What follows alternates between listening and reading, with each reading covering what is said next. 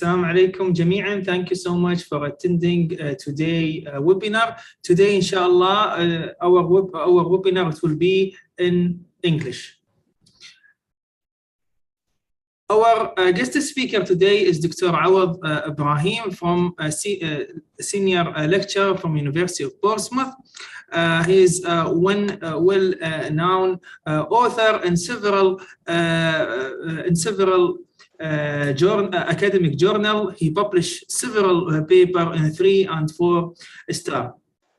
Also, Dr. Awad, he present and attend many conferences such as AAA in America, also BAFA in United Kingdom. Thank you so much, Dr. Awad, for accepting my invitation today. I know today, actually, it won't be 45 or 30 minutes for the webinar. It will be longer a bit as Dr. Awad requests. Thank you, Dr. Awad, and the floor is yours.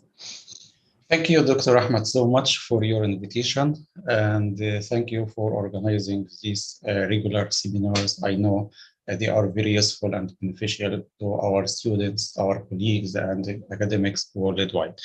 So thank you, and it is my pleasure to be with you today.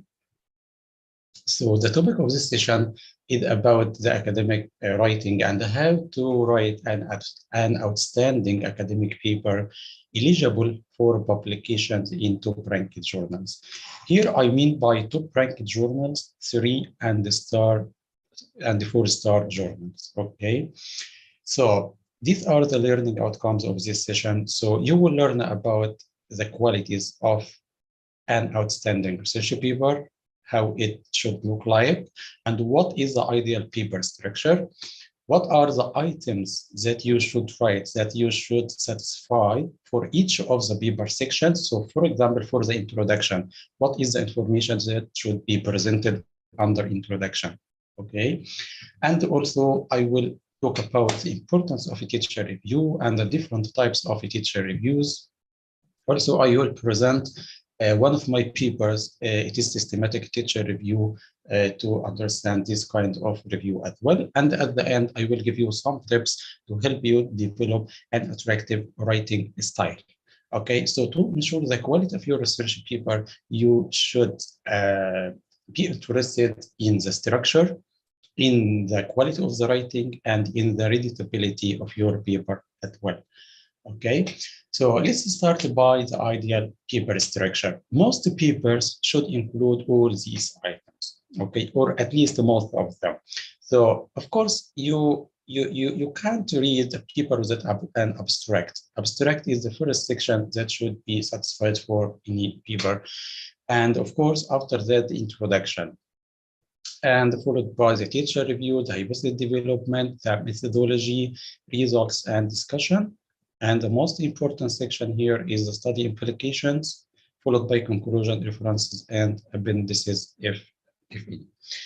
Okay, so I will go through all these items. I will explain each of these in details, and I will tell you what you should do to produce high quality introduction, for example, to write a high quality and attractive teacher review, to develop well your hypothesis, to write your methodology, and so on. So let's start by the abstract. Okay, so the abstract, why it is important? Okay, the abstract is very, very important, by the way.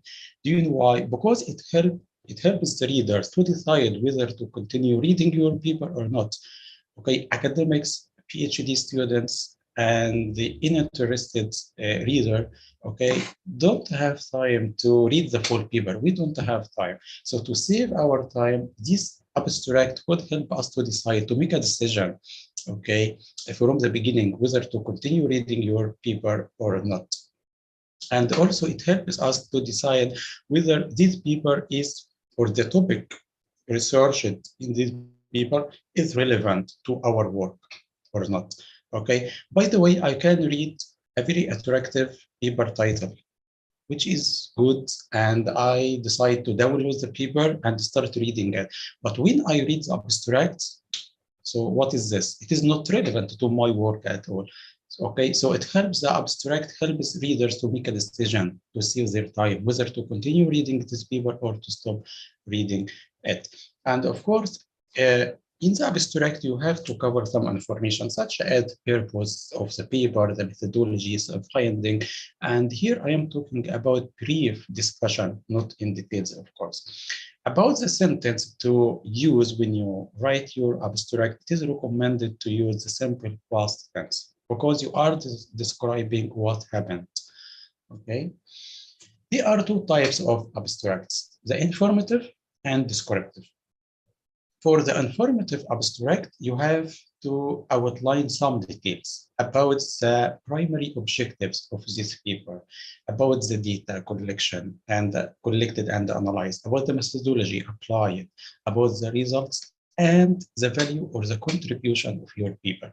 And the length of this kind of abstracts, which is informative, shouldn't exceed 250 words, okay?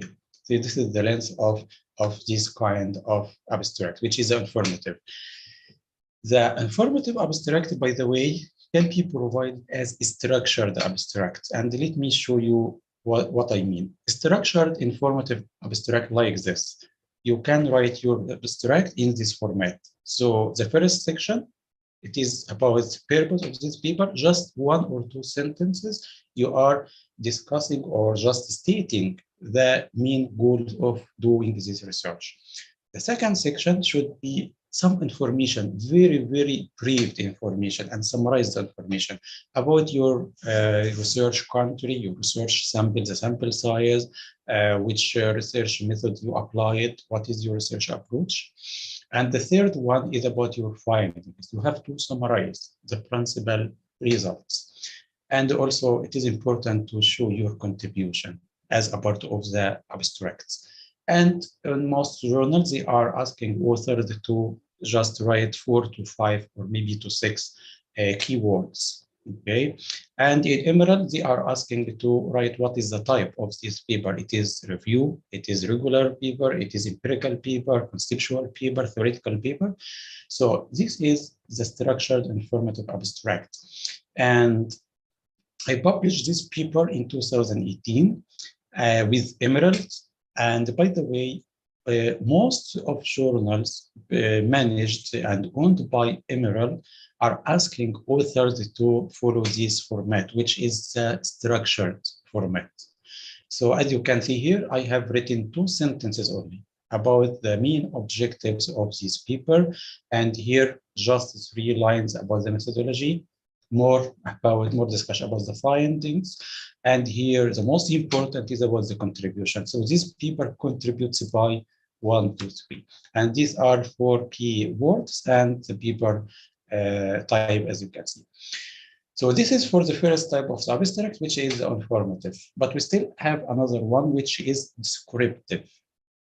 Descriptive is different. Why? Because it doesn't provide details. You are not required to provide details. Just you have to write overview of your research, very summarized paragraph. And by the way, this descriptive abstract is presented as one single paragraph. It shouldn't be presented as structured, okay, like the previous one. So this is my paper published in 2014, and this is the abstract. As you can see, it is summarized, just a few sentences, and you don't provide details, and the length of this kind of abstract shouldn't exceed 100 words. Okay, so let's move to the second item or section of the research paper, which is the paper introduction. The paper introduction should provide the reader with a clear idea about your research, about your paper, about the importance of this paper. Okay, why it is important? Why should I read and spend my time reading your paper? Why? Why your paper is distinguished from similar existing papers? So the paper introduction should show the readers to what extent your paper and your work is worthwhile. Okay, what is the story of your paper? Okay, and the length of any introduction should be between 500 to 1,000 words. And of course, this is not a rule. It's up to you. You can write up to 2,000, of course, but this is, yeah, this is not the rule, but just a recommendation. You can follow it or not. And the recommended tense to follow is the simple present tense. And here, I received this question many times from researchers asking, when exactly should I write the introduction? Whether when you are writing a PhD thesis or master thesis or research paper. The best answer here, based on my research, is to leave the introduction to the end. Just first, you have to finish all the stages of your research. You have to collect your data, analyze your data, report your results, and write all other parts of the paper and leave the introduction to the end. Okay, because you have after you completed your journey, let's say journey of research, you have to summarize what have you done, what the procedures you applied, what you have learned during this journey of research. So my advice to leave the introduction to the end. Also, it is recommended to start talking about your introduction by a story, short story, of course, or a quotation, strong quotation that is relevant to your research topic, of course. Okay, what to include in the introduction? Of course, these are essential parts, but they are not mandatory, by the way. Okay, you should start your introduction by an overview of your topic. General sentences about the problem of the research problem, what you are investigating exactly, okay? And also you have to make a link with the previous research. This will support your writing, by the way. When the readers see that there are some previous researchers, okay, investigated similar topics, so this will give them incentive to continue reading your paper. Also, this is very important to mention in the introduction, what is the rationale behind doing this research? Okay, what is the importance of this paper? Why should I read this paper? Okay, also you should talk about the methodology and the nature and the scope of the research problem. The research problem is very important to show, okay, in the beginning of your paper, in the introduction. Of course, the study primary objectives and research questions should be presented in addition to the contribution. And the last paragraph of the introduction should talk about the structure of the paper. Okay, it is like a roadmap. If I continue reading this paper, if you continue reading this paper, you will find a teacher review in the second section. You will find the methodology in third section, and so on. Of course, if your paper or research is a case study, you have to just give some information about the company, okay, that you are investigating. So again, all these items are essential, but they are not mandatory, by the way.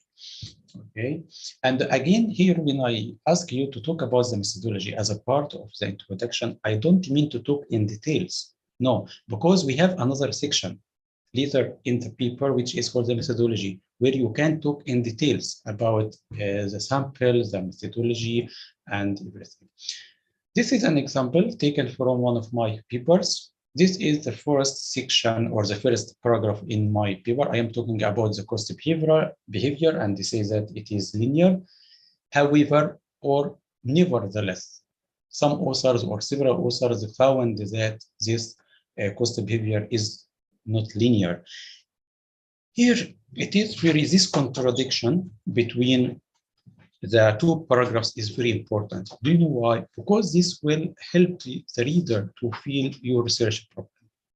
Okay, you have to show the research problem in the front of your introduction. And the second section here is a link with the existing paper. The third one is talking about the paper objectives and the contributions, as you can see.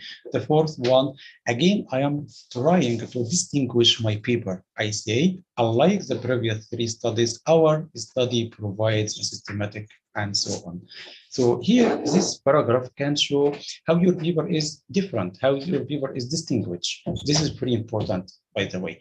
And this is the last section where you are talking about the structure of the paper. So section 2 is about the review procedure and protocol, section 3, section 4, and so on. It is like a roadmap to direct the reader, okay, throughout the paper. But again, the most important point here is to present your research problem in the front of your introduction, your paper introduction, okay?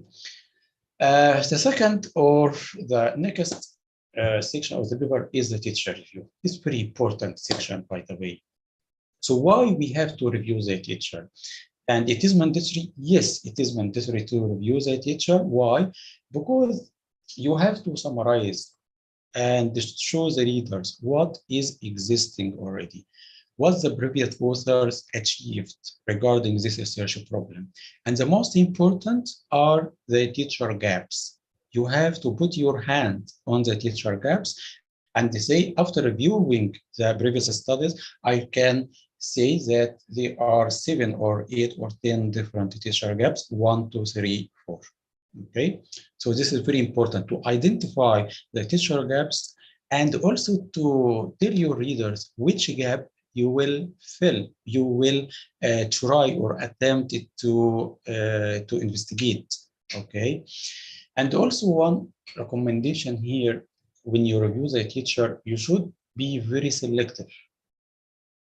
What does it mean to be selective when reviewing the teacher? Let me tell you a short story about my PhD. In my PhD, when I started investigating and writing the literature, I downloaded up to 300 papers talking about risk disclosure. 300. Okay, it is a huge number, of course. But by reading the research books and so, I learned that every researcher should set his or her own review criteria. And I have, by the way, written my review criteria. For example, I should choose only the papers published in top-ranked journals, 2-star, 3-star, 4-star, okay, or 3-star and 4-star. It depends on how do you judge this, okay. So also I said I should only cover the risk disclosure articles published in English, okay, or published between 2005 and 2019. So this is these are the criteria that you should write for yourself and apply, because of course you can't cover everything. You should be focused, you should be selective by choosing the most relevant and the most recent research papers, okay. About the style of writing, whether it should be critical or not, I will discuss this in a different slide. And of course, the last paragraph of your literature should be or should summarize the gaps of the literature. This is very important. This is the outcome of reviewing the literature. So in this diagram, we can understand why reviewing the literature is very important, because it helps us to understand the relationships between previous studies or theories. There are 3 or 4 or even 7 different theories. So what is the link between all these theories? I can understand this from reviewing the literature. Also, I can understand what the previous authors achieved regarding this research problem. And I can use their outcomes as my starting point. I don't need to repeat their work, okay? So this is very important to review the literature, to know what has been achieved and to set my starting point. Also, it is important to understand what is the best methodology applied to investigate this topic. For example, if you are investigating cost behavior or cost stickiness or earnings management, what are the best models applied? Okay, Kuthari or Jensen, or which model exactly that I should apply in my future research. Okay. Also, by reviewing the teacher, you recognize the famous people the famous authors working in this field. So you can contact them, by the way, asking for more information or clarification or so.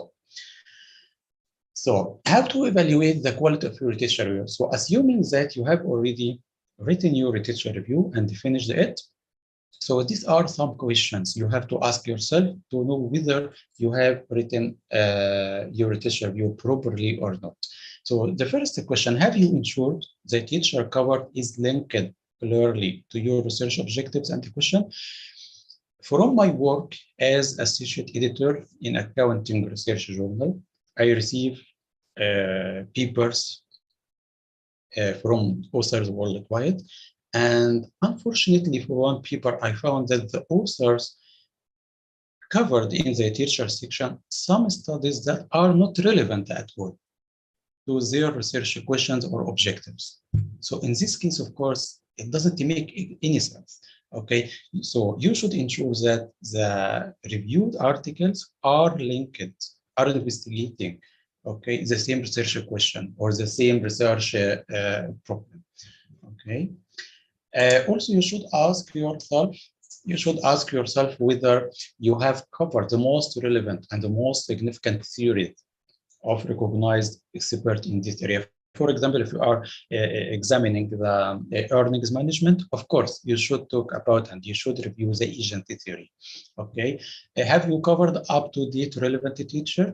You can find, for example, for earnings management, some articles that have written since 1970 or 1960. Of course, you can't cover all these studies, so you should be selective and focus on the up-to-date relevant literature. And of course, you have to reference all your literature used. This is a very important slide about the writing style of the teacher. How can I write my literature review? Okay, and the good question here is, should I be critical or descriptive when I write my review? Okay, in fact, you should be both. When you start writing your literature, you should be descriptive and critical at the same time. For example, if you have a paper, you can summarize or review this paper and write 5 sentences. Okay, the first 2 sentences should be descriptive. You should describe what is the main objective of this paper and why it is linked to your work. The other 3 sentences should be critical analysis of the main strengths and weaknesses of this paper. Okay, so this is the perfect writing style of the teacher. You have to be critical and descriptive at the same time. Another point here, how can I classify? How can I organize? If, for example, if you, after applying your selection criteria, you have 100 papers, how can you review them? The answer here is that you have to classify them into groups or into themes. So, for example, as you can see from here, you can group the first maybe 20 studies in group 1. Why? Because they are talking about the same theme, and group 2 talking about another theme, and group 3 and group 4. Okay, and I have done this in my PhD. I classified the papers. The number of papers was 114. I classified them based on the theme. For example, group 1 includes all articles investigating the determinants of risk disclosure. Group 2 includes all the articles investigating the economic consequences of risk disclosure. Group 3 includes all the articles investigating the role of regulations, okay, regarding the quality of risk disclosure. So this is the best way. You have to classify your literature into different groups based on the theme. Okay, all the articles of one group should discuss and investigate the same theme. Okay, and after that, For group one, for example, or theme one, you have to discuss what different authors have written about this theme. Okay, and you have to compare and contrast their views, their ideas, their results, their conclusions. Okay, so you should go a group by a group, a theme by a theme. This is the best way to write your literature review. And again, you should be descriptive and critical at the same time. There are 5 types of literature reviews. The first one is integrative. The second is historical, theoretical, methodological, and systematic. What does it mean to write an integrative review? It means to criticize or to create a representative literature or a sample. For example, you have 1,000 papers, you have to choose only 100 as a sample, okay, on a specific topic, any topic, and start to criticize it in an integrative way. Why? Why we should do so? To generate and create new framework or new perspectives, okay, or to suggest new ideas. The second one is historical review. Historical review here, our main dimension or factor is the time. For example, I want to know how the research in cost stickiness has been developed over the last 27 years. Here we are talking about the time dimension, the time factor, how the research on earnings management has been developed over the last 20 years. So here we are reviewing the papers based on the time. The third one, theoretical review. Here you are reviewing the existing papers or in terms of what? In terms of the theories or concepts. Or here you are reviewing the concepts, how the concepts, for example, of agency costs have been developed over time, or the theories. Okay, how the agency theory has been developed over time. Or a model of the model, you know, the Jensen model, which is used to deduct the earnings management and the manipulation. Okay, how this model was developed over time. So this is theoretical review. The fourth one is a review of the methods. For example, we used to see the Jensen model, okay, and at the same time, Kutheri model and other models, of course, that authors worldwide apply to deduct earnings management. So here you can focus your study on the review of the models applied, okay, the models only. I have done something similar in one of my papers where I reviewed and evaluated the models used by previous authors to deduct the cost stickiness. So here my focus was only about the development of the models. Okay, and the last one, which is a systematic review. Here you are setting up a comprehensive strategy or review protocol, and this type of review is the most comprehensive, by the way. And I published 2 papers about this, so let me show you an example. So here in this paper, it is systematic literature review, where I evaluated how many papers, 80 papers published throughout the last 27 years. And I adopted the systematic literature review approach. In this approach of review, you have, as you can see on the right-hand side, this is the study approach. The first thing you have to understand and is to recognize the need for this review. Why I should create a systematic literature review. So from my research, I didn't find any systematic literature review of cost stickiness research. That's why me and Hisham and Dr. Hiba decided to start our research and to provide the first systematic literature review. So the first step here, you have to identify the need for the review. The second one is to develop a review protocol. Okay, what are the procedures that you should follow, you should apply to create this systematic literature review?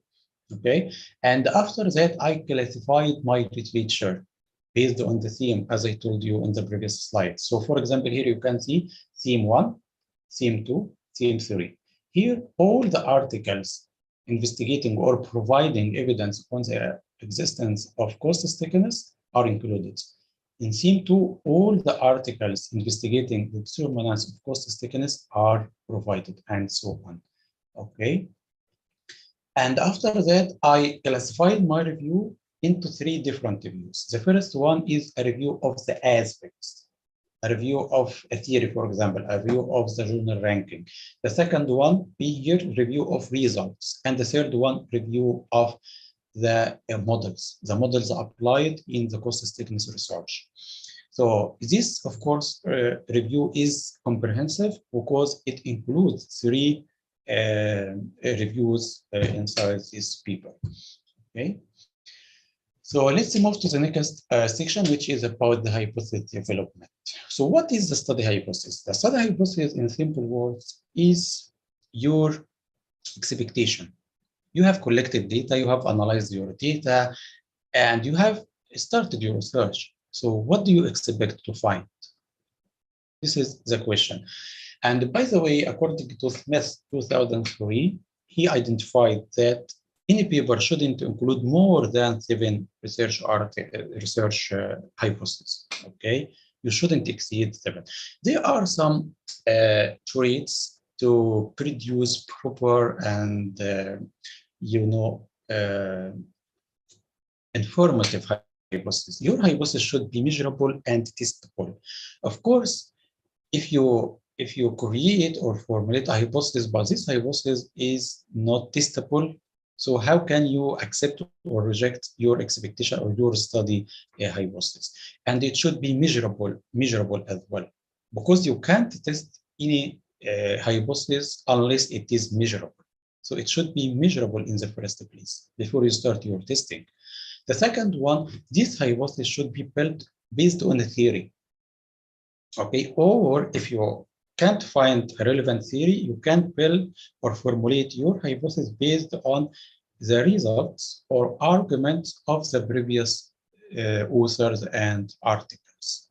Okay, so here you should provide argument for this hypothesis. And also this hypothesis should be reflective of your study expectations. Okay. Here we have 2 types of hypotheses. The first one is null, and the second one is alternative. For null hypothesis here, we don't assume or predict any relationship. Okay, just we say effective corporate governance doesn't affect the financial performance, for example. Okay, here we don't predict any relationship, so it is called null. Okay. On the other hand, we have alternative hypothesis where we are expecting that there is a relationship between the 2 factors or 2 variables. This relationship could be positive, could be negative. So such as this example, so here we are expecting that there is a positive relationship between 2 things. So here, this hypothesis is called directional alternative hypothesis. This is an example from one of my papers. As you can see here, I have formulated this hypothesis based on what? Based on the agency theory. As you can see here in the middle, agency theory asserts that boards should include. In addition to that, I have cited some arguments of well-known authors, such as Fama and Jensen. Okay, they are well-known authors of earnings management and agency costs. And also I linked my arguments and hypotheses to the results of the previous literature, as you can see. And at the end, I said my opinion. Based on this discussion, I believe that. Okay. And after that, I formulated my hypothesis. So any proper hypothesis should be developed in the light of any theory, arguments of the previous authors, and the results of the previous authors as well. Okay, let's move to the next section, which is the methodology. So the methodology is a description of the procedures and research methods you have applied. Okay, why? Because you have research questions, you have research hypotheses that you want to test. You want to test this hypothesis. You want to find answers to your research questions. Okay.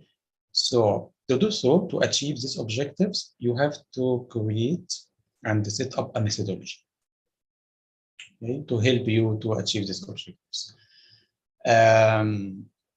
Of course, in this methodology, you should provide information about different things. First, you should talk about and identify which research approach you have applied.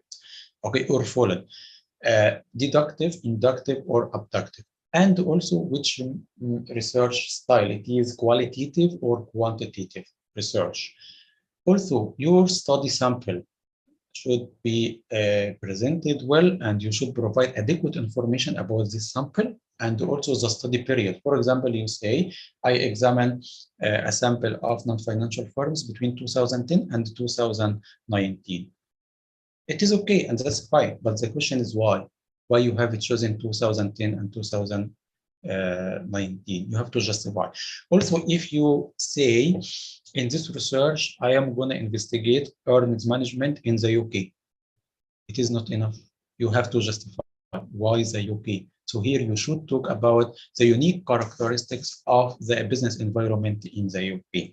Also, another important thing, when you start your research, you should ensure that your potential results and conclusions are able to be generalized. You can generalize this to similar business environments or countries.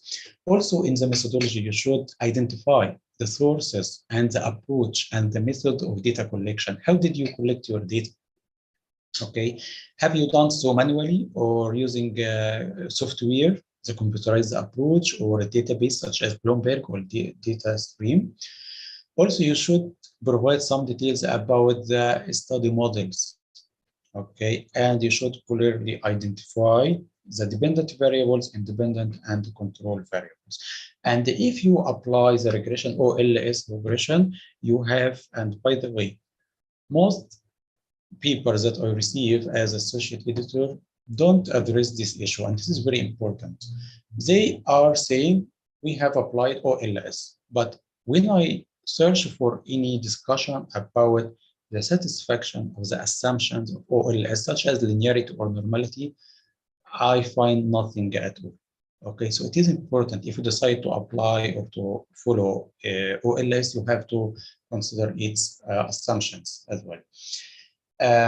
This is the table that you should create, by the way, if your data is secondary data. So this table shows, as you can see, the number of firms, the initial number of firms, and the final sample, the firm years, and here the firm years can be calculated by multiplying the number of study years by the number of firms. And also you have to identify any exclusions. So this was the initial sample, and we excluded the financial firms, and we excluded the cross-listed firms, and after that we excluded any observations with missing data, and sometimes if you have outliers, you might also exclude these outliers. So it is very important to show the initial sample and the, it is called screening criteria that you applied until you get your final sample.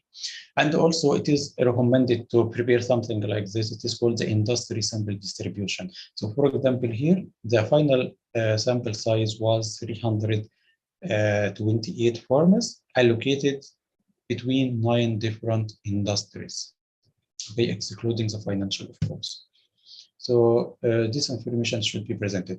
If your research is qualitative, and for example, you have identified a number of participants, of patients, and you conducted interviews or sent questionnaires to them, this is very, very important, is a must to prepare a table that shows their demographic traits. I have been involved as the reviewer in one of the papers recently, and I was astonished that the author didn't create this table, okay? You have to prepare something like this. Also, another important and essential table, which is the table that shows all the study variables, the short names, the abbreviation, the definition of each variable, how did you measure it, and the source of the data. Okay, this is very important table to create as well. It is essential in all papers. Okay, unless of course your paper is theoretical or conceptual. Okay, this is an example from one of my papers about the justification of the UK. Why the UK market? So the UK market is chosen to examine for some reasons, 1, 2, 3, 4. Okay, and of course, several years ago when I have been in the master stage, when my supervisor asked me, why did you decide to examine earnings management in Egypt. I replied to him because it is my country. So of course, this is not answer for this question. Okay, it is not emotional like this. You should provide scientific reasons and reasonable justification. Why the UK? Why Egypt? Of course, I don't say because it is my country. Okay. The next section is about the results and the discussion. And this is very important. So here you have to report your results after completing the analysis and doing your research design and everything. You have to report. You have to disseminate your results. You can do so in paragraphs, in tables, in graphs. Okay, you can present your results in tables or in graphs, or of course in narrative or text.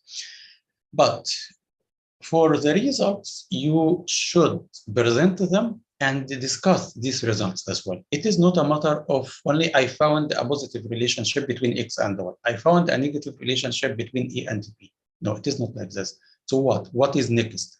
Okay, so to write an effective and attractive discussion section, you should discuss your results in the light of the previous studied results. And you have to identify whether your results are consistent or against the results of the previous papers. This is one point. First, you have to compare your results with the any existing theory. Okay, you should say whether these results are consistent or against agency theory or stakeholder theory or whatever. Okay, also you should say whether the results you found came as you expected, okay, or they confirm your study hypothesis. So in this way you can accept, okay. And if for some reason your results were against your study hypothesis, in this case, of course, you have to reject the study hypothesis and you have to explain what is the reason for this rejection, okay? This is an example. As you can see here, I explain a result and I make a link, for example, with the previous study. For example, this result is similar to that of Young et al. 2012, who found that. And also this result is not in line with our expectations, and Cohen et al. 2008. That's why we reject hypothesis 3. Okay, so when it comes to the discussion of your results, you should link your discussion with any existing or relevant theory, or the previous research results, or the arguments of the previous authors, or your study expectations and the hypothesis. And of course, at the end, you have to say whether you accepted or rejected your study hypothesis. The question now is, so what? You have reported your results and explained them well and linked them to theory and literature, and you have done a wonderful job. So what?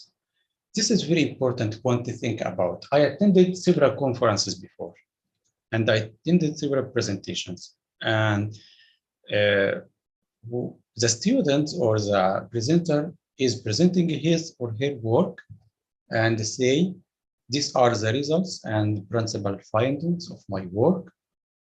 So the question now is, so what? Okay, this is very important. It is not the end of the story, by the way. Reporting and writing your study results and the discussion, it is not the end. It is the beginning of the story, by the way. So how? Let me explain more. You have to write the study implications. Okay, how these study results could affect the different stakeholders, how the investors or financial analysts or regulators or corporate governance regulators or accounting standard setters could be affected by your study results. What are the implications of your work? Okay, but believe me, if your work and your results don't have any implications, so it is nothing. Sorry to say that. So you should ensure that these results have implications in some way. Okay, so you should answer this question. You should write a paragraph or a section in your research paper about the expected study implications, and I will discuss this in details.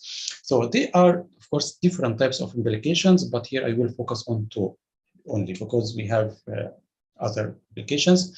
So we have practical implications and social implications. For the practical implication, you should ask yourself, how will your research results affect the business, affect the performance of different companies? What changes to practice should be made?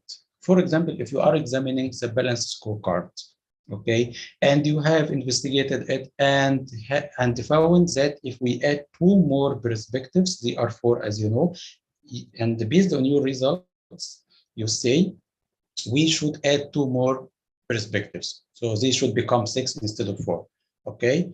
So have you communicated with companies and asked them about whether they are willing to accept this suggestion and apply your development and your recommendations or not?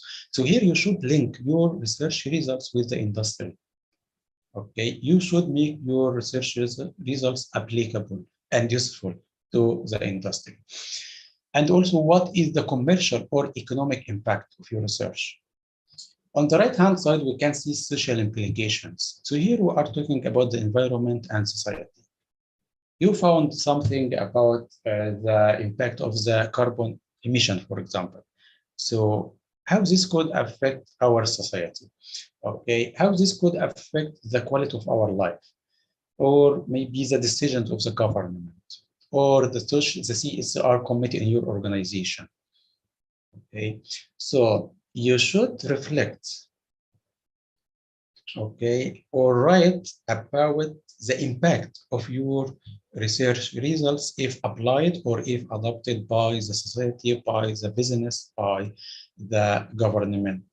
Okay, and by the way, not all papers will have empirical or social implications. Okay, both of them shouldn't exist in the same paper. However, at least your paper should have at least one implication. Okay, because you have started your paper because there is a problem, there is a research problem, there is something you want to achieve, there is a research question, there is something hitting in your mind, and you are looking for answer for this phenomena or for this thing. Okay, so after you report your results, you have to show and explain what are the potential implications of your study results. It is very important, by the way, and in any conference that I attend, I ask this question. So what? Okay, you have done wonderful job. You have achieved your methodology and reported your results. Okay, what are the benefits? What is the usefulness of these results? How can I apply these results and these findings? This is an example of one of my papers. So here I refer to the managers. So my results could help managers do, and also the accounting standard regulators and the governance regulators, and the future research as well.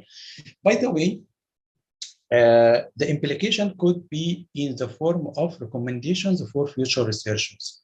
Okay, for example, based on your results, you found that one of the main arguments of the stakeholder theory is not valid, and you should develop the stakeholder theory to a new version. Okay, so this is 40 minutes. So this is an implication, but it is called academic implications. Okay. The last section, which is the summary and the conclusion. This is the last section of the paper before the references. So here there are 4 things that you should cover. The first paragraph of the summary or the conclusion should be a summary. You should summarize what have been done in a few sentences. Okay, and you should be very summarized, by the way. You shouldn't talk in details. And the second section is about the principal findings. What have you found? You shouldn't talk in details about your outcomes. No, you can summarize all your findings just in 3 or 4 sentences. And the next one is the study limitations. It is very important. And by the way, they are ignored by many, many authors. They don't mention the study limitations because they believe that I shouldn't tell others about the weaknesses of my work. And of course, this is not acceptable in the academia. Okay, you should admit that there are some weaknesses in your work, and this is natural, by the way. In every work, in every task that we do, there are some limitations or some weaknesses. So to increase the validity and the reliability of your work, you have to refer to your study limitations. And I will talk about this in details later. And the last section should be recommendations for future research. And as I told you, that this could be the only the only implications of your study. Just you, based on what you found, you are recommending future researchers to investigate in this area and this area and this area, or to develop this theory, for example, or to reject this theory. Okay, this is an example of my paper. So this is the first paragraph of this of the summary section. Okay, so this paper presents. So here I am summarizing. It is like overview of this paper. Okay, the second section, what about the result? Was about the result. So I say the results indicate 1, 2, 3. The third section of the summary section is about the limitations. So here I admitted some limitations of my papers. Okay, it is acceptable, and this, of course, as I told you, gives validity to your work. And the last section should be agenda for future research, or not agenda, just a few recommendations for future researchers to apply. And by the way, you can present the summary section as structured. So this is a different paper, by the way. So this is one paper. As you can see, it is just one section. Okay, includes 4 paragraphs, but this is a different paper where I have written the summary section as structured. So section 6.1 was summary, 6.2 was implication, 6.3 the limitation, and 6.4 future research. Okay. Regarding the implications, by the way, if you write the implications in the body of your research, there is no need to repeat them again in the summary section. But because in this paper, I didn't cover these implications throughout the paper, so I had to mention them as a part of the summary. So these are some examples of the study limitations. So you should be honest with yourself, and you should tell your readers about the limitations of your work. And again, every research should include limitations. So limitations such as what? Such as you have analyzed a limited study sample or limited study period, only 2 years. So why 2 years? Okay, why you didn't examine this research problem within the last 20 years? Why only 2 years? Also, the sample size. Some papers are only examining 10 companies, 5 companies, 20 companies. I know, I understand this could be because of the unavailability of data, okay? But it is a limitation. You have to admit that. Also, if your research is qualitative and you only performed 5 interviews, you have to mention that. Because, of course, your conclusions would be much, much beneficial and better if you performed 50 rather than interviews. Also, the limitation could be presented in the context, which is the country examined. Okay, I remember when I first applied with Sterling Business School, the potential supervisor several years ago told me, why Egypt? You are preparing to start a PhD and spend 3 years, 4 years of your life. So why Egypt? And I mentioned some justifications. He was convinced, but he asked me another question. Do you think, in your opinion, once you finish your research, that we can generalize your results on a country like US or UK or Germany? You should think about that. Can we generalize the results found of doing a research in a small country or a developing country on big or industrial countries? So this could be another limitation as well. Limited data, okay, for example, if you performed or created and distributed questionnaire and the response rate was just 5%. So of course it is another limitation. Also, your model should include 10 relevant variables. However, you included only 5 or 7 because of the lack of data. It is acceptable, okay, and you have to mention that. Sometimes the limitation could be related to the methodology. Okay, you have a research problem and you want to investigate, but the available research models can't help you to properly investigate this research problem. Also, lack of previous research. Let me very quickly, because of time, tell you a short story. I was very interested in investigating the impact of big data technology on the financial performance of companies and on accounting profession. And I applied for a fund, and I got this fund, that fund. But unfortunately, when I started my empirical research on big data, I didn't find any empirical research, okay, that has been done on big data influence before. So I was stuck, and at the end, I decided to discontinue research in this area. Okay, and by the way, I converted the paper to theoretical paper, and it has been published in August. So sometimes you could face this situation. You want to produce and to perform empirical research, but you can't find similar previous empirical studies that can help you to develop your research.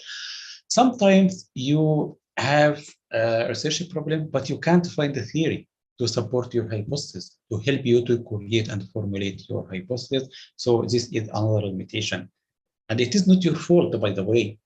This is acceptable. Just to say, there is no, and also you can convert this limitation into a contribution. You can decide, because of the lack of relevant theories, I decided to develop a new theory throughout this paper.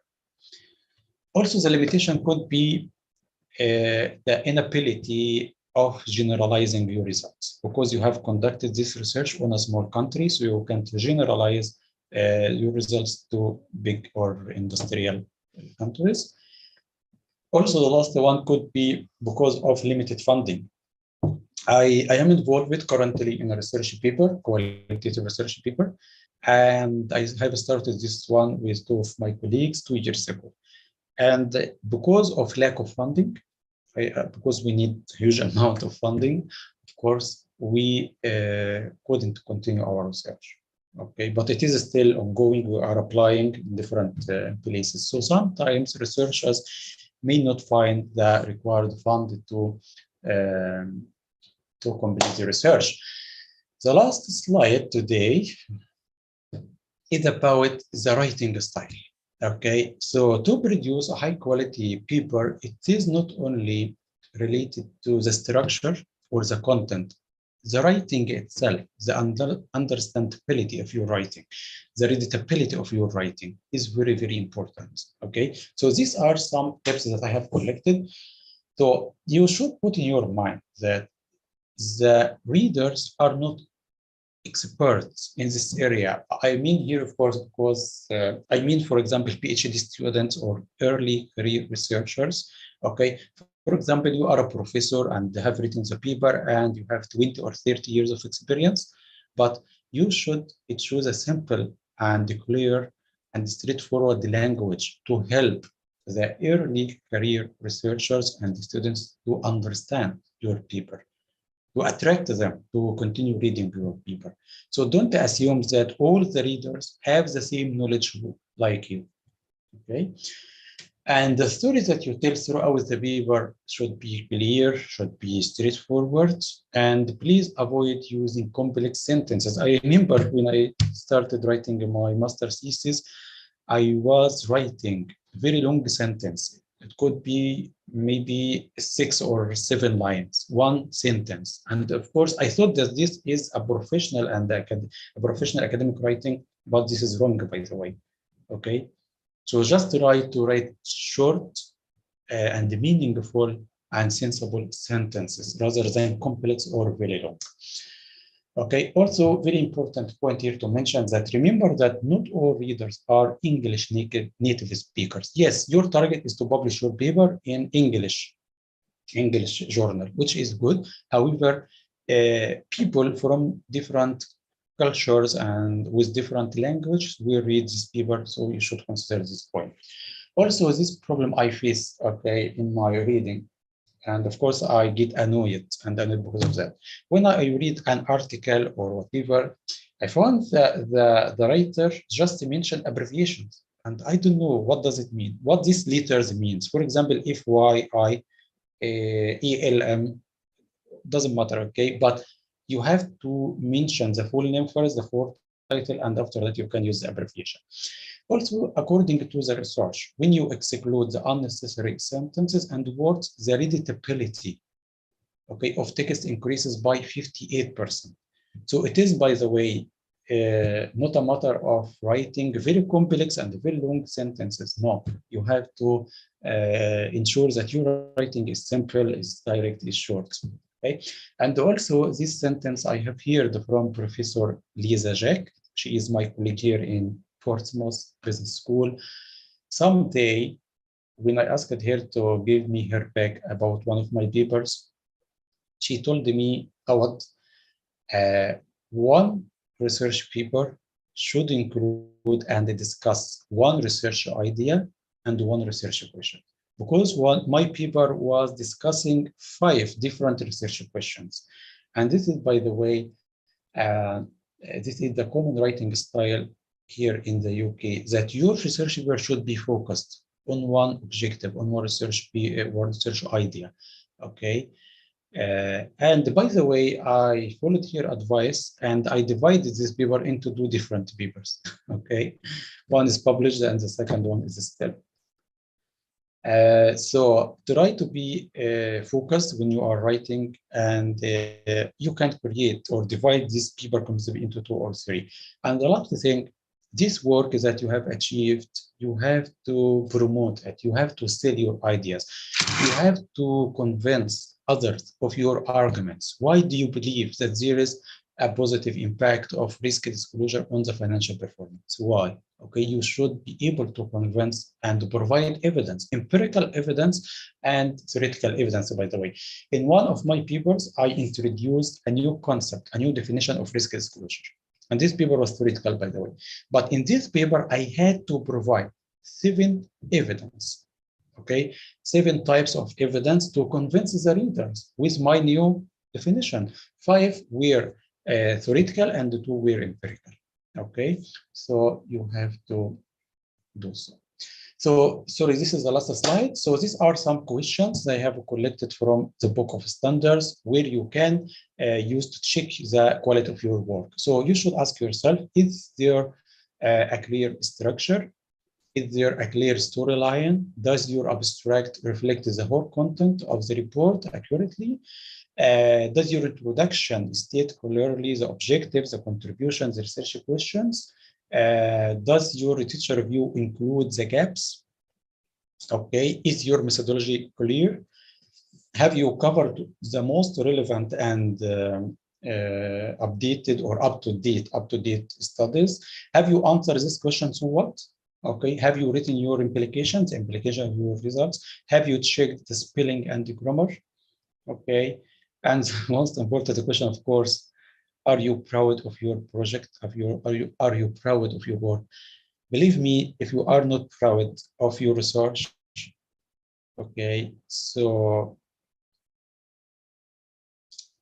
it is useless, or you wouldn't find other people who will appreciate your work. You should be proud and should be persuasive of your work. You should believe in your work and in your research, okay? So this is the end of the lecture. Thank you so much, and apologize me for taking more than 1 hour. Thank you so much, Dr. Awad, for a brilliant presentation, and it was very useful for me and also for my colleague and the student here who join us in YouTube and also in the webinar. Dr. Awad, do you want us to start the question or want to take a break? No, you can. I still have 25 minutes. So I think we can use them for questions. Yeah. All right, great. First of all, I want to thank you again, Dr. Awad, for this presentation.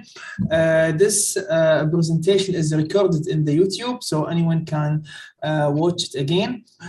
Please, if you have any question, what you need to do, just raise your hand and we can go one by one to ask Dr. Awad directly, or you can write your question in the Q&A below the screen.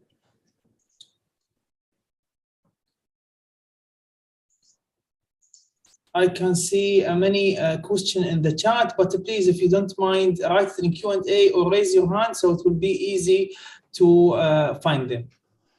Thank you.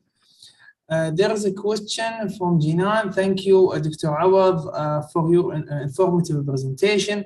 My question, what is the difference between experimental study and the empirical study? Yes, very good question. So for the empirical study, you have the data available. This data could be collected through interviews or questionnaires or from Bloomberg and database or from the annual report. So for the empirical, you have actual data, okay, such as the financial statements or even the views collected and opinions from the participants, from the audience. So these are actual, okay? But for the experimental, you have to suggest, you have to experiment. I remember a friend of mine in Cairo University was investigating big data. And how can we develop the balanced scorecard based on the concept and notion of big data? But because she didn't find any company that applied big data to develop balanced scorecard, she had to create an experiment. Okay, just she tried. So it is something like simulation. Okay, you are expecting, or are you creating something like, it's not virtual, of course, but you are just make your assumptions because you can't find actual data or actual case to investigate. So you create your own case. You are assuming, you know, some dimension and some aspects and start your investigation based on that. Thank you. Also, Professor Khalid Al-Husseini passed his regard to you, Dr. Awad, and he said, thank you, Dr. Awad, for the interesting presentation. Also, we have a question from Belhaj, said, can we apply more than one type of review in a paper? No, of course, no. You know what?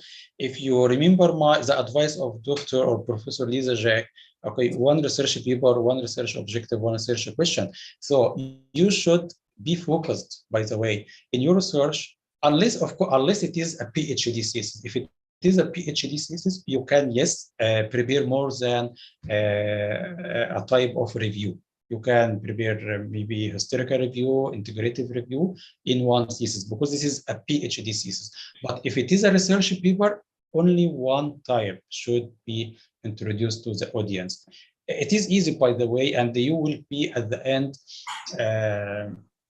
it will be very useful to you. Why? Because you can create two papers rather than one. Okay. Thank you. Also, there is another question.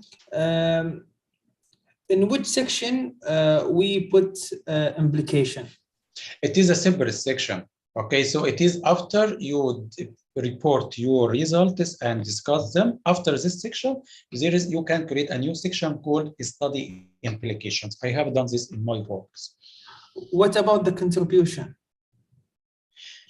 The contribution should be presented in the introduction to draw the attention of your readers to the value of the paper. So the contribution should be presented in the introduction, but the implications should be presented as a separate section after the discussion of your results. Thank you. By the way, for the audience, if you want to ask Dr. Awad in Arabic or English, that's fine. Okay, so you can ask any question in Arabic or in English. That's fine. Also, there is a question from Fatima Mansour, how we can determine the proper methodology for our study. Okay, how can we determine proper methodology for our study? It depends. It depends on what. For example, in my paper of big data, my target was it should be as a beginning, it was empirical. But when I start to collect data, and so I failed to do so, so I decided to switch from the empirical methodology to theoretical framework. So at the end, I produce theoretical paper. So it depends on whether your study is applicable or the availability of data. For example, if the data are available and you can collect the data as much as you can, so in this case, it can be empirical study. But if there is no data available, in this case, it should be theoretical or review, maybe a review. So it depends on the research objective. What are the main objectives of this paper, and also the availability of data and applicability of your research, because not all research papers are applicable. Thank you. Also, there is a question from Mohammed Al-Ahmed, said, how to justify using OLS? Can you please discuss this further? Thank you. Yes, that's a very good point, and you have to, by the way, because we have different types of regression models. We have OLS, we have quantile, GLS, robust, fixed effect, and random effect, and so. I remember in my PhD, I have written a subsection about why I have chosen to apply OLS. And some of these, you can, if you review the statistical books, a book of Feld 2009, and also another statistical book of Koch 1998.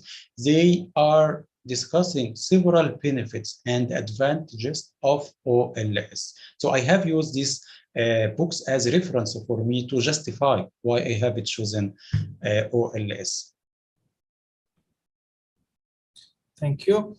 There is a question from Fatma Mansour. Do big data and machine learning should contain hypotheses?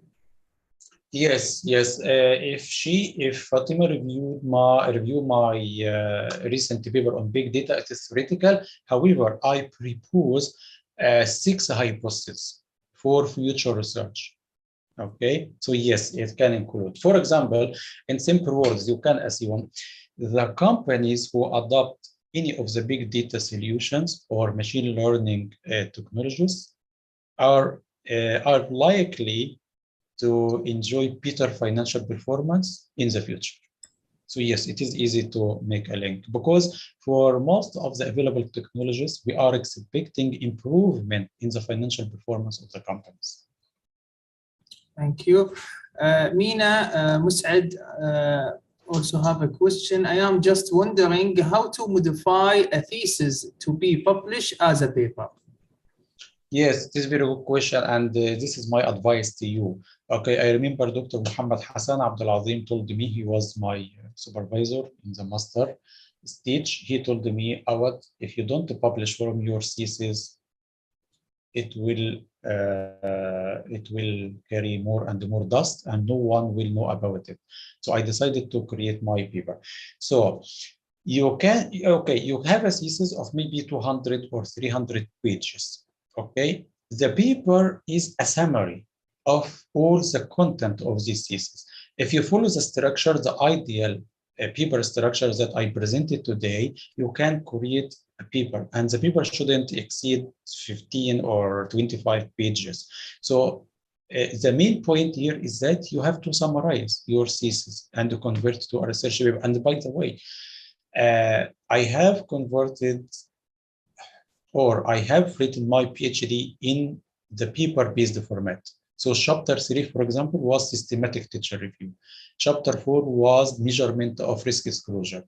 Chapter 5 was the impact of risk disclosure on cost of capital. So when you start your PhD, if you haven't, you can prepare paper-based. It is chapters, but when you start writing this chapter, you should write it as a paper. And this is acceptable, by the way. Okay, if not, if your paper is, if your thesis is a regular one, it is easy to convert. Just go to the introduction of your thesis and summarize it. It could be 20 pages, but for the research article, it should be just 1 or 2 or 3 pages only. So it is a matter of summarizing. Yeah.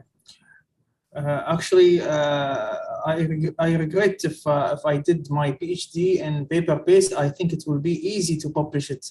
Yes. Yeah. Yes, that's correct. Yeah. This helped me a lot. Yeah. Munir Shater asked any insight on bibliometric or hybrid review. Hybrid review. Okay. I am sorry. I don't know what do you mean because I didn't come across this before. So yeah, if you don't mind, raise your hand so we can explain more. Do you mean the content analysis that we use to analyze the disclosure, the computerized content analysis, and the manual? What do you mean by your question?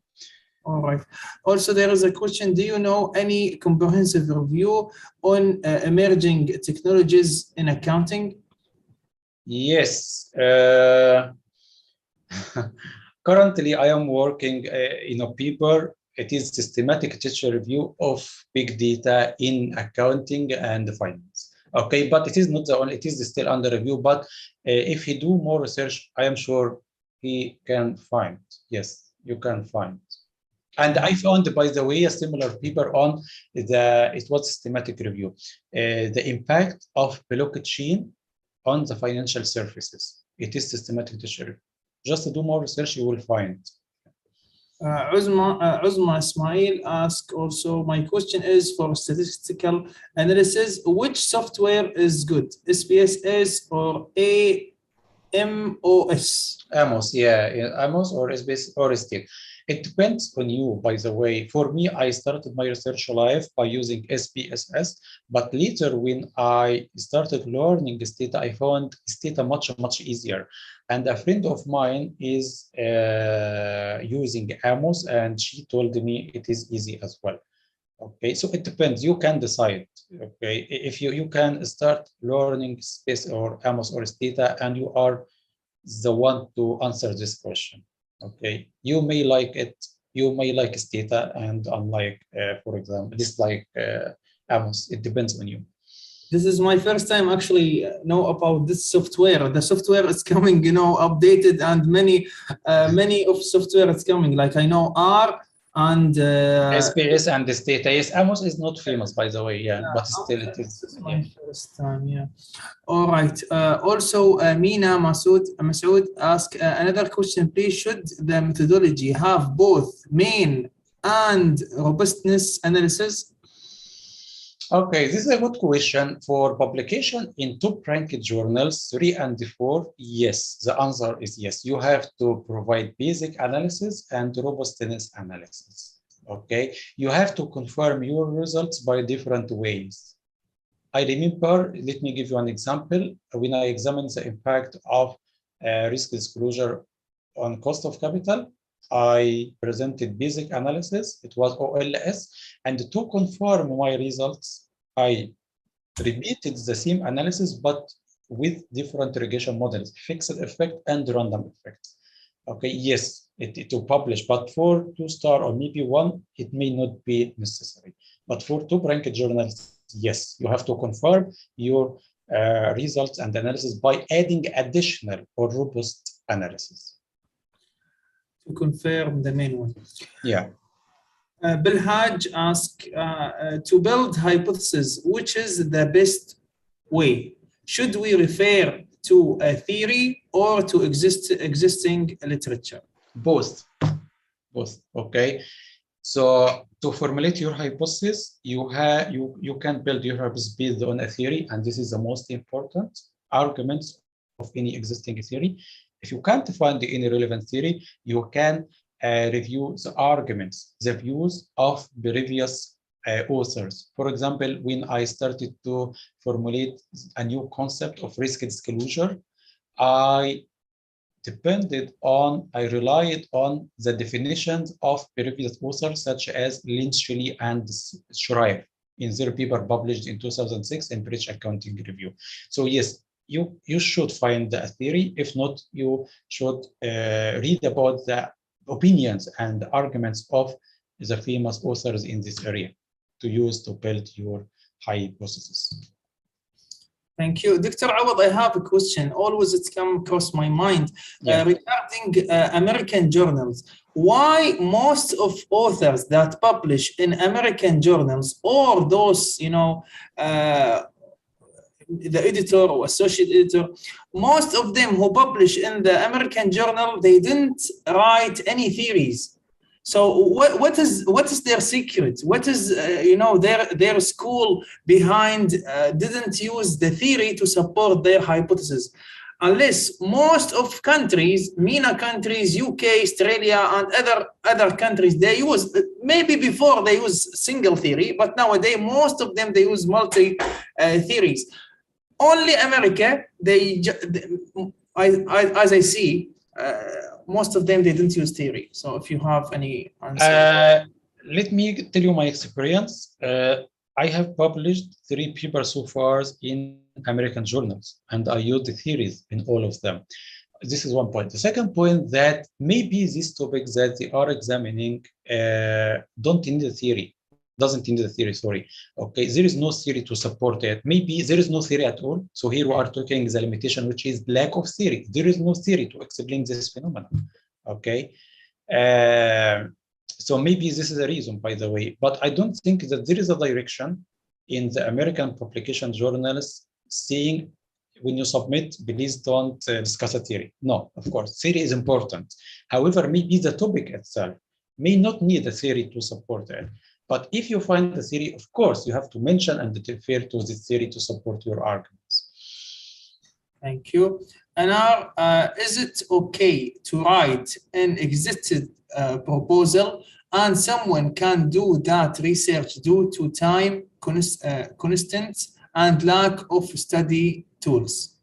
It is okay to write an extended proposal and someone can do that research? I can't understand the question. What does it mean? I can't understand it. Sorry about that. So extended proposal, one can do that research due to time constraints.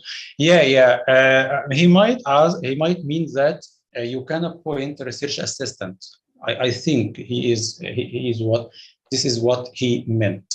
Okay, yes, you can. It is acceptable to appoint research assistant to help you to complete if you are a PhD student, of course. Okay.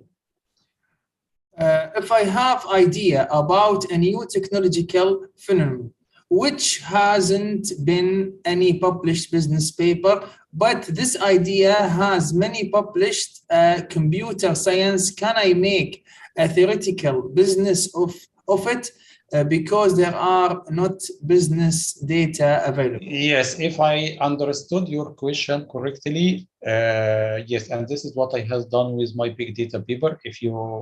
If you can't find the data required to complete your empirical study, you can convert it into theoretical or conceptual. And I have done so.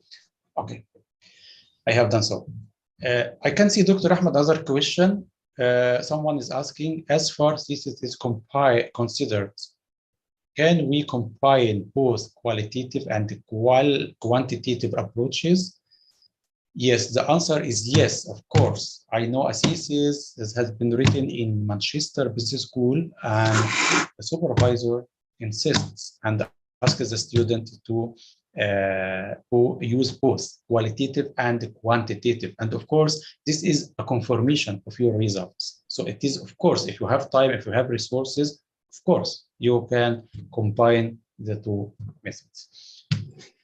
Thank you so much, Dr. Awad. If you have time, this is the last question.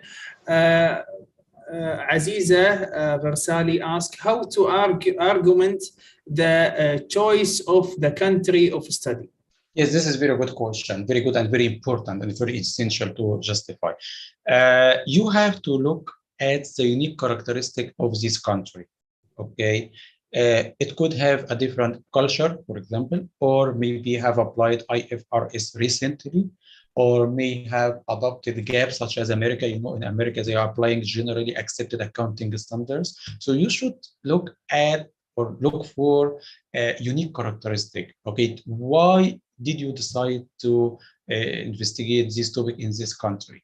Exactly. And by the way, there are some research types that don't require you to justify why. For example, in the two papers that I published that were systematic literature review, there is no need to justify, because for the systematic literature review are reviewing the publication worldwide. Okay, but if your paper is empirical, you have to justify, but you should, for example, I remember in my PhD, I said I have chosen UK because they adopted IFRS in 2005. They have a strong corporate governance structure and different reasons. So this should be unique reasons about this country. I think she should check about everything in the country, also political, economic, any action that happen in this country, to see what is the secret, what is the action, or what is the unique information of this country than other countries. That's correct. I know we take more than we agreed. Dr. Awad, thank you so much for your presentation. I really appreciate your time and effort. We're looking forward to see you again in other webinars in ITAR. Really appreciate it. Inshallah, thank you everyone who attend today. Inshallah, today or tomorrow I will post our next webinar, inshallah, next week. Thank you everyone. Dr. Awad, if you have your last word. Thank you. Just I would like to thank you for your effort, because I know that many students worldwide in different countries, in Egypt, in Tunisia, in Morocco, in UK, are keen to attend your seminars that you prepare and organize. So I'd like to thank you so much for organizing these seminars. Thank you, Dr. Awad. Appreciate the words. Thank you, everyone, and see you, inshallah, next week. See you. Bye. Bye.